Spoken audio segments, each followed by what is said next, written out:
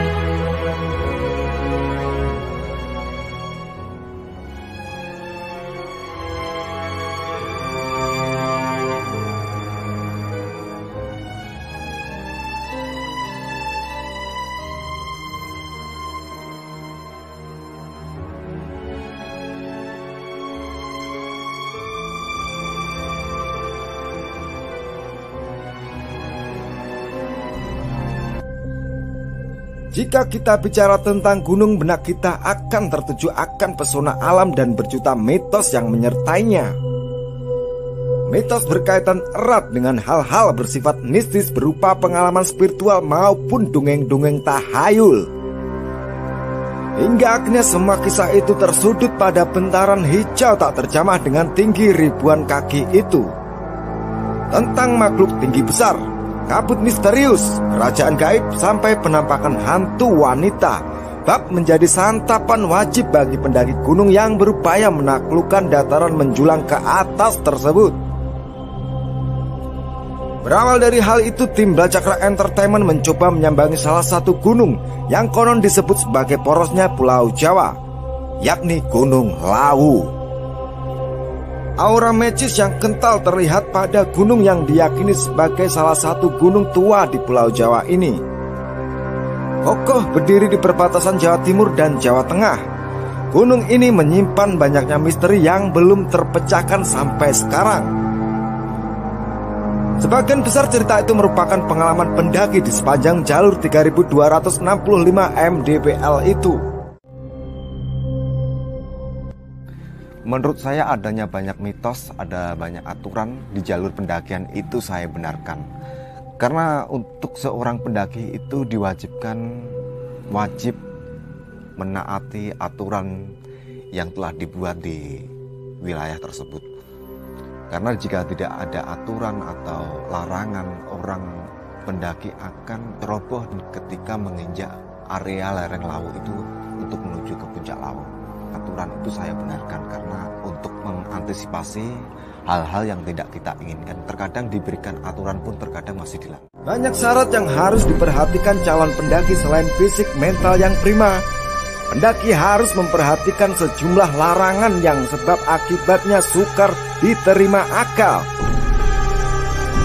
Bekal yang harus diketahui calon pendaki Lawu adalah dilarang memakai pakaian berwarna hijau pupus, menanggalkan baju bercorak poleng, batik bermotif gadung melati, serta busana dengan bahan dasar benang telon atau merutu sewu. Kalau ngomongin mitos itu dari dulu, dari nenek moyang kita dulu, dari leluhur kita dulu, dari dulu memang sudah ada dan merupakan salah satu budaya yang banyak di Indonesia ini. Itu adalah merupakan budaya kalau buat saya. Toh demi kebaikan kita, kalau buat saya. Selain pantangan-pantangan dengan berpakaian tersebut, calon pendaki harus menjaga sikap dan etika mereka. Selain masuk ke alam liar, para pendaki tak ubahnya orang asing yang bersinggungan dengan perkampungan dimensi lain. Dengan kata lain, besar kesempatan mereka akan berinteraksi dengan ribuan makhluk tak kasat mata dari dunia gaib. Jika tidak tahu ada bertamu, bukan tidak mungkin sebuah rombongan pendaki akan tercecer secara tiba-tiba. Mereka akan sibuk mencari satu sama lain hingga akhirnya satu persatu hilang tanpa jejak. Rentetan peristiwa mistis ini berkait erat dengan agungnya sejarah masa lalu yang meliputi Gunung Lawu. Di gunung ini terukir cerita tentang misteri keberadaan dua tokoh legendaris, yaitu Sunan Lawu dan Prabu Brawijaya V, raja terakhir Majapahit yang memerintah sekitar abad 14. Menurut babat sejarah, beliau mengungsi ke Gunung Lawu hingga akhir hayat. Akibat pecahnya peperangan, sampai kini keberadaan makam beliau bab menjadi perbincangan yang abadi. Ada salah satu versi Prabu Brawijaya V juga meninggal secara moksa, tanpa meninggalkan jasad dan jejak apapun. Hingga akhirnya muncul sebuah mitos mengenai adanya spesies burung jalak berwarna gading.